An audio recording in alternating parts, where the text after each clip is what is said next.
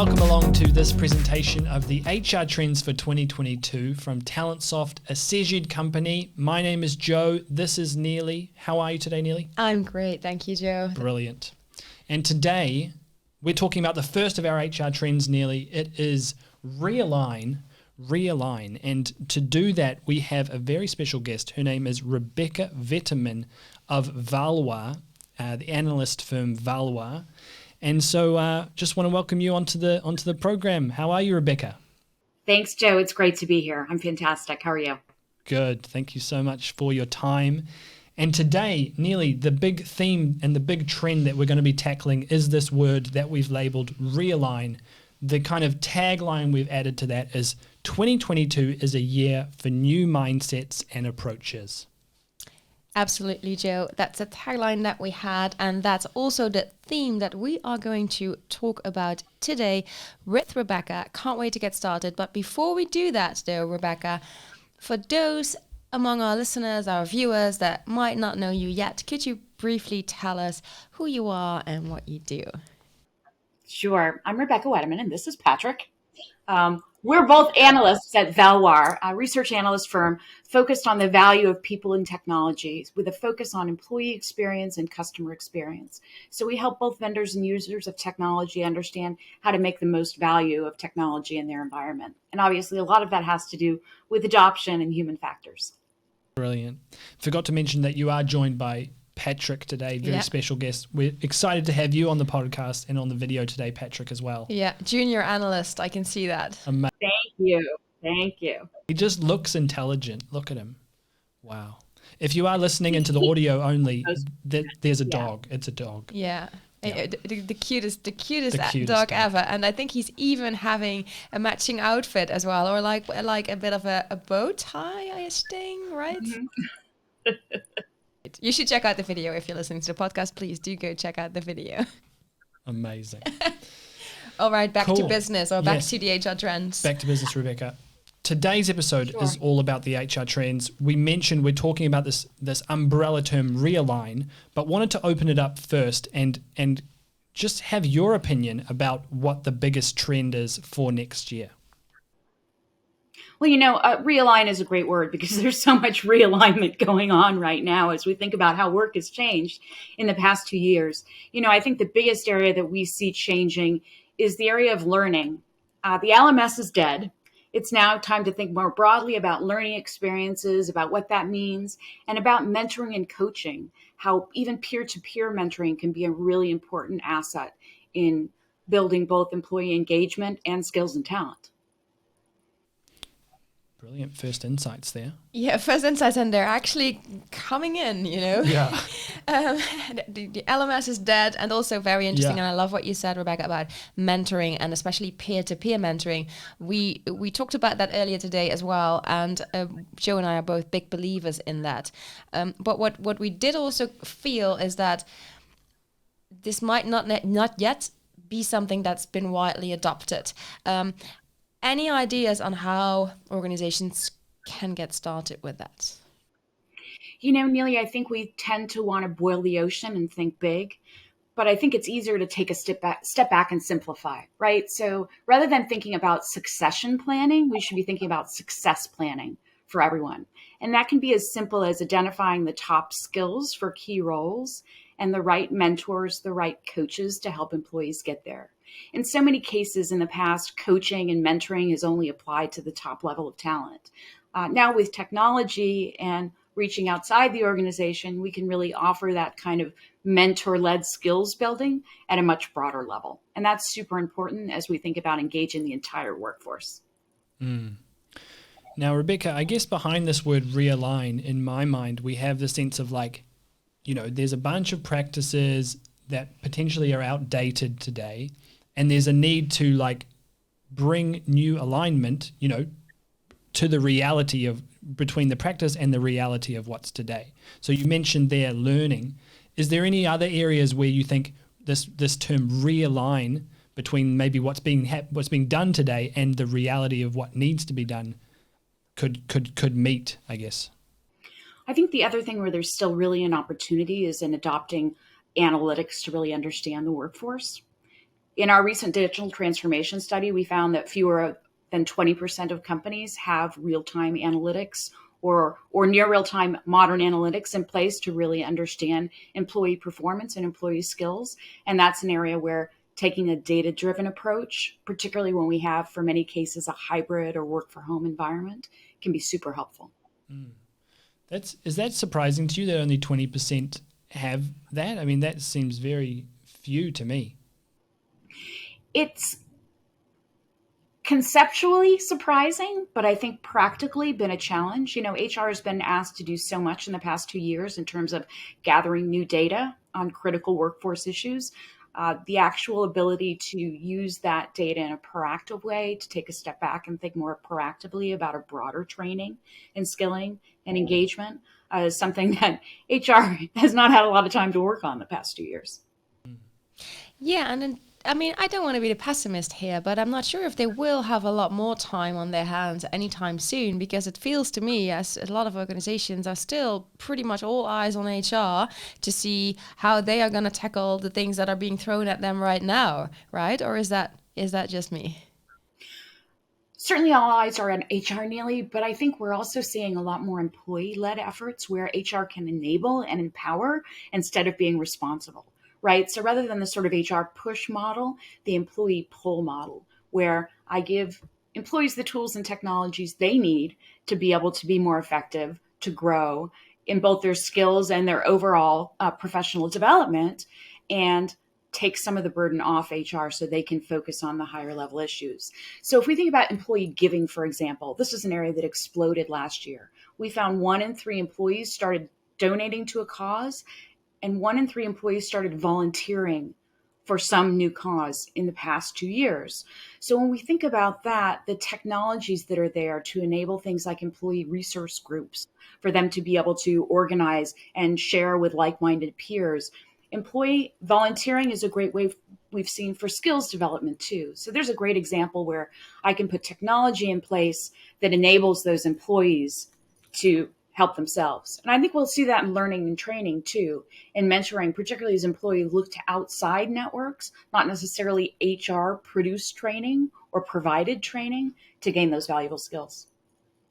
I think, Rebecca, one thing we're hearing from a few of these conversations around HR trends is the need to bring kind of purpose back to the center of people's work. And what I'm interested to hear from you is what that might look like in terms of realigning. What we're going to do, though, is play you an audio snippet. There's someone called Jodie Wilkeling, and she's from Australia, who's been kind enough to send her view on the biggest HR trend for 2022. And it's really around this kind of purpose and meaning, and a lot of what you just touched on there around the employee giving, I think, relates to that. So we're going to play this clip, and then I'd love to get your reaction to it. Hi, my name is Jodie Wilkeling from Jodie Wilkeling Enterprises in Australia.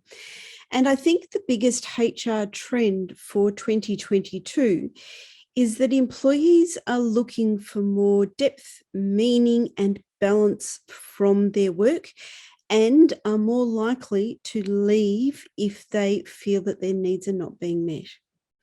So this means for employers that we need to rethink and adjust how we truly connect with staff and adjust according to what staff are needing from their employment.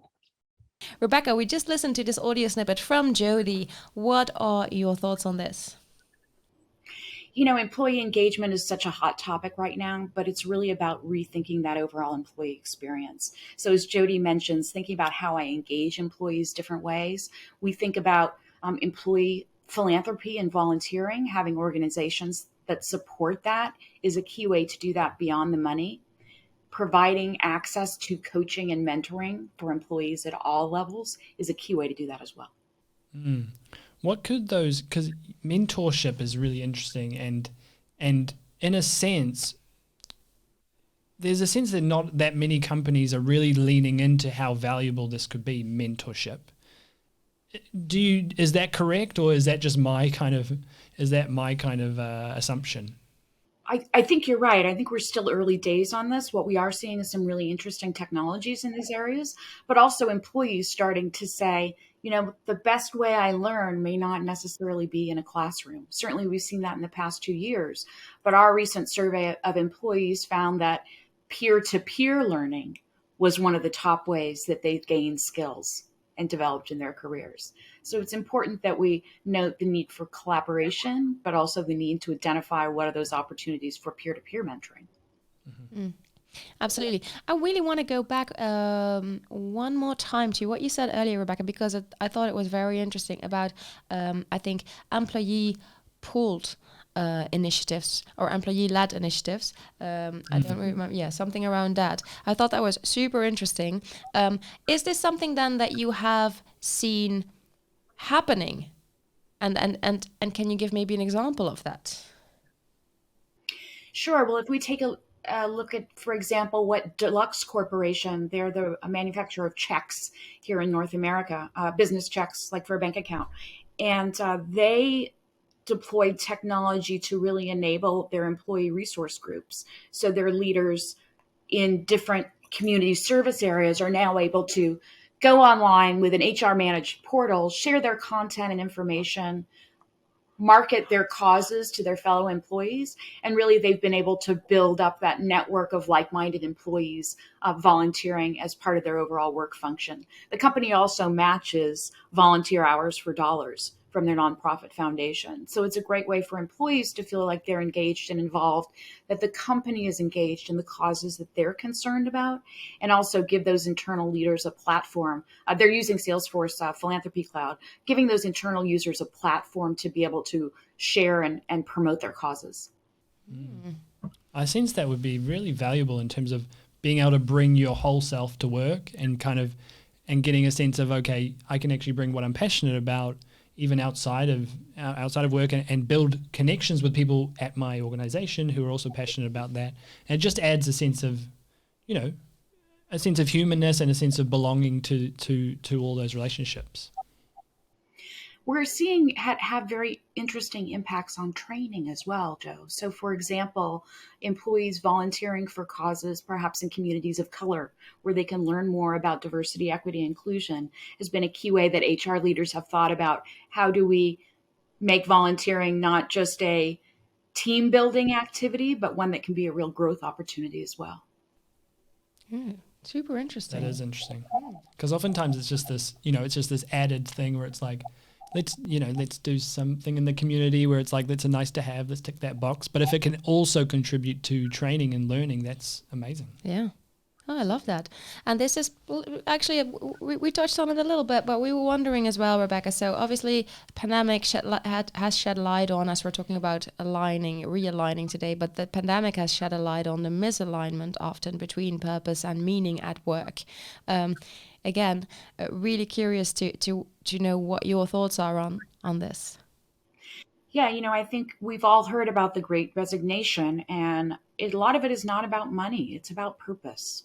Folks want to feel not just that they're engaged in their jobs, but they see a clear path for themselves.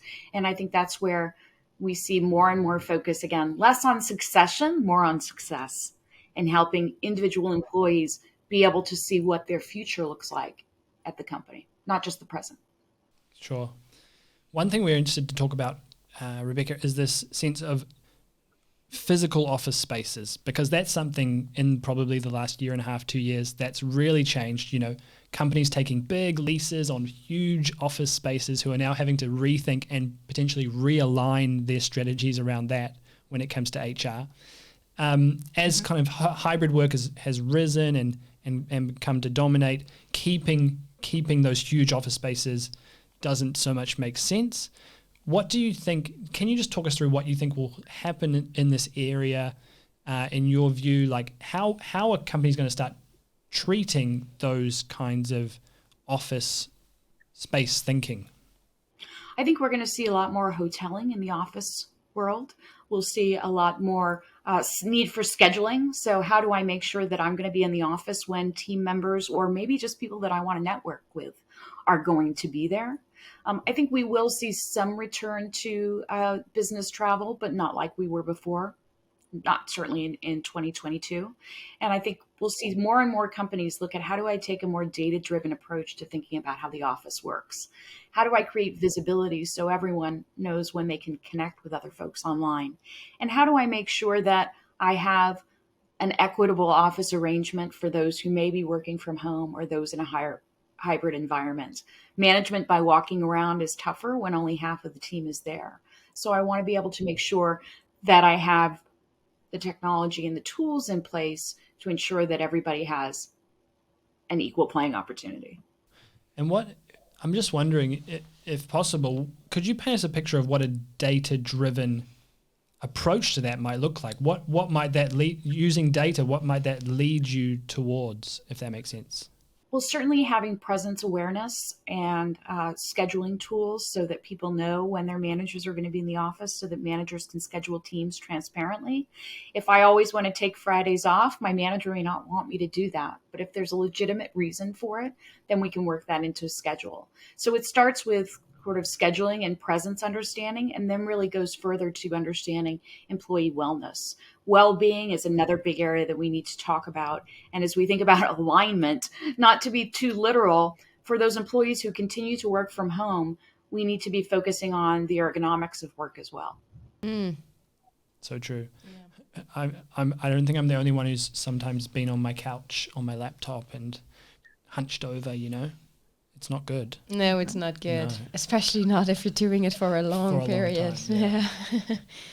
Yeah. So as we think more longer term about these hybrid work situations and work from home situations, companies and HR need to be thinking about making sure that employees are taking care of their physical health if they're spending 8 hours on a laptop at the kitchen counter. Yeah. And also, I mean, the simple fact of being...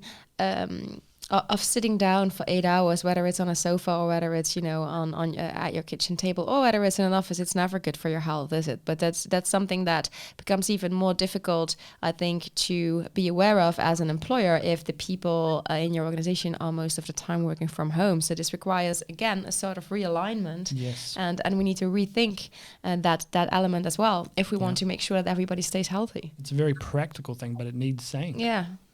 It is very practical, but I think it's something that's been overlooked still. So, Rebecca, we have another audio snippet for you. And this time it's from Dr. Steve Iacovelli. And he also known as the K leadership guy. So he's also based in the US. And we asked him what he thought would be the biggest trend for 2022. Hi, my name's Dr. Steve Iacovelli, aka the Gay Leadership Dude, from Top Dog Learning Group in the United States. And I think the biggest HR trend in 2022 is remote or hybrid work environments. But more specifically, it's maintaining that sense of workplace inclusivity within these hybrid workplaces that will be paramount. HR professionals and leaders alike will have a challenge with proximity bias, or the bias that as humans have for things and people that are physically closer to us. We'll need to be aware of when this type of bias creeps into our teams and our workplace culture.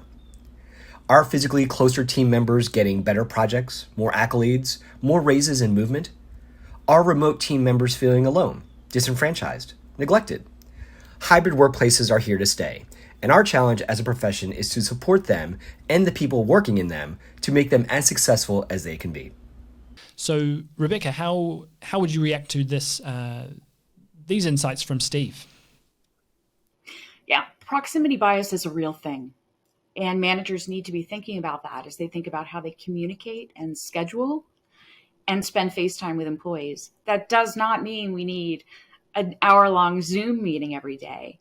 What it does mean is that managers and HR are going to have to think about how do I keep those employees connected? How do I make sure that those collaboration tools, those lines of communication are open? And how do I, again, use transparency and visibility around things like scheduling to help employees understand when they can be in contact with managers and when I may have an issue with proximity bias. And then we basically have a final audio snippet. The last one, I think, for this video. So this last one, Rebecca, is from Jan Paxton. And so she's with a company called Smile. also based in the US, but they have employees in 17 different countries. And so here's what she said. Hi, this is Jen Paxton with Smile. I'm based in the US, but we have employees in 17 countries. And my HR trend for 2022 is going to be providing employees with a flexible way to spend their total rewards budget, giving them a la carte solutions. So, Rebecca, we've just heard there from Jen around her thoughts on the HR trend for 2022. So a lot of this theme around realigning that we're speaking about today seems to really come back to providing a greater sense of flexibility to employees and autonomy, I guess. Are Jennifer's thoughts around this flexible total rewards budget something that you're seeing in the market? I think in general, we're seeing the need to attract and retain employees with giving them benefits that are more aligned to their personal lives. You know, we've all seen a breaking down of the walls between work life and personal life in the past 2 years, as we saw people Zooming from home with dogs on their lap or children in the background. We know a lot more about those individual employees' lives today than we probably did before. And attracting them and retaining them is going to mean reflecting that understanding of their individual lives and providing them with more flexibility given their situation. Yeah, that makes total sense to me, Joe. It does. I think, can you just repeat what you were saying off air, because it was really good, around if you're in this situation. Yeah, definitely I can. So I had the chance to speak with someone who had been in rewards for a long time. And so when I asked him about what he would think would happen in the rewards area, he said that he could imagine a future where you, as someone who works for an organization, get to choose your benefits as they fit the moment in your life at that time, meaning that if at some point you are a family with young children, you would probably benefit much more from a different type of rewards or benefits than when you just start working and you enter the job market. And that would be entirely different again from someone who is maybe close to a retirement age. So he was saying, really, we should allow people to choose the benefits that fit them best at a certain period in their time. Yeah, makes sense. And that's something to realign to the realities of where employees are at in their life. Fantastic. And recognizing too that it may be their physical situation right now, right? Whether they're working from home, they're in a hybrid environment, they have children that are in school or in an unpredictable school situation. All those things factor into what benefits may be most appropriate for them. Yeah, that's a very valuable thing to add here, Rebecca, because if you're now working fully remotely, then, you do not need a company car probably, or at least not to go to the company. You don't necessarily need a budget to pay for your public transportation when you're commuting to work. But when you're working from home all the time and when maybe your kids are there as well, you might benefit much more from childcare benefits that the company might offer and so on. So that's very, very valuable addition. Thank you for that. Yes. So then there's another thing that we wanted to touch on with you, Rebecca, that is about demographic shifts in the workforce, because they cause certain need for realignment of procedures, processes, and also policies. So for 2022, we feel that the arrival of Gen Z en masse in the white-collar workforce is something that organizations should plan for. Not everyone necessarily agrees on this, though. So what about you? I think every generation enters the workforce with different expectations and different demands. I think for managers, it means a different set of skills, not just because it's a new generation, but because it's a new way of working. The hybrid or work from home environment is different for everyone, not just for the newbies entering the workforce today. So it's going to take some HR driven and HR supported special training for managers to understand how to best manage those individuals. I think that's a really good distinction that you make there, that it's maybe not so much about a new generation entering the workforce, but that it's about a new way of working. Interesting one, right? That's a good point. When you're onboarding new employees and you're not doing it in a face-to-face situation, you have to think about, how can I do this most effectively when maybe I don't get the context or the nuance through a Zoom call or through an email that I would get being able to walk around the office and to interact with them.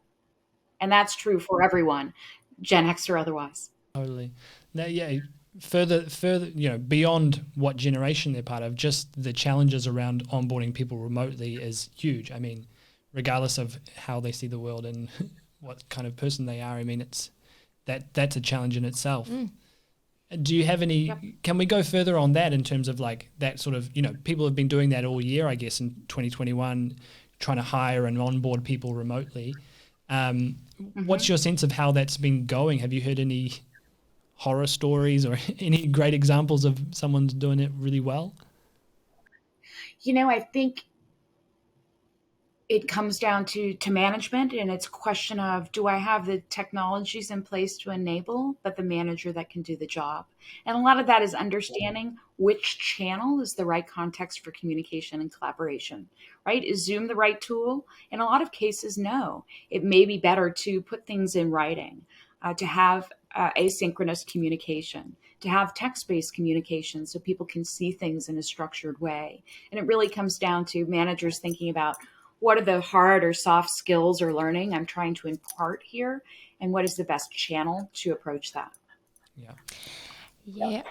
And I think here, Rebecca, that might even differ per person, because I might be much more open, or for me, it might be much easier to absorb information, for instance, when I'm onboarding on a new role, if I can actually speak to someone through some kind of video connection and live, whereas Joe might much rather receive things in writing and be able to read the information whenever he has the time for it, and then digest it, and then maybe reach out with some questions. So I think here we have again this need to see, okay, but like what's good for one person might not be working for another person, right?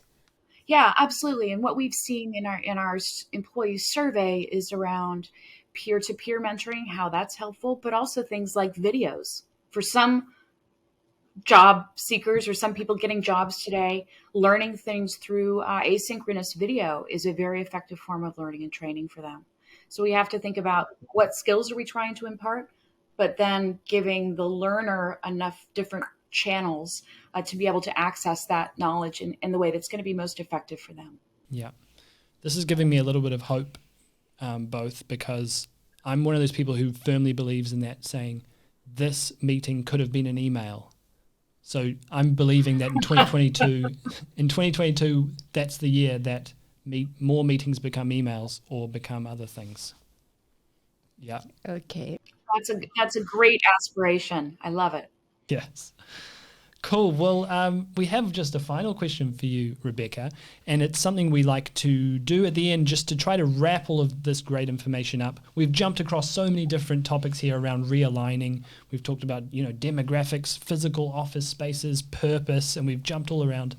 But do you have maybe a challenge or an action that you could maybe leave our listeners with, whether they're HR people or managers, of something they can put in place or that kind of thing in terms of planning towards this in 2022?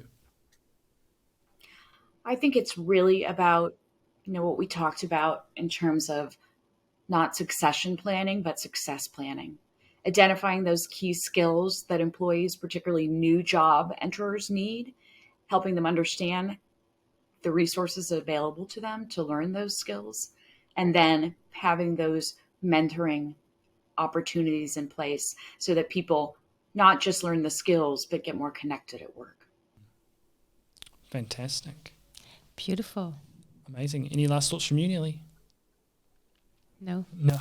I need time to reflect on this. Yeah, this was fantastic. So much gold in this conversation. Want to say a big thank you to you, Rebecca. And to your junior analyst, Patrick, of course. Patrick, who's gone to nap in the chair after this stimulating discussion. But thank you for having us today. It was great fun. Thank you. And if you are listening in, we want to encourage you to stick around for the other two HR Trends conversations that will be part of this series. We'll be talking about reconnecting and redeploying as well with other experts like Rebecca. So please do stay tuned for those. Otherwise, if you're listening on the podcast, we would encourage you just to subscribe, tell a friend about it, And leave us some feedback. We'd love to hear about it. And we'll see you again soon. Yes, thank you very much for tuning in today, and see you again soon. Bye. Bye.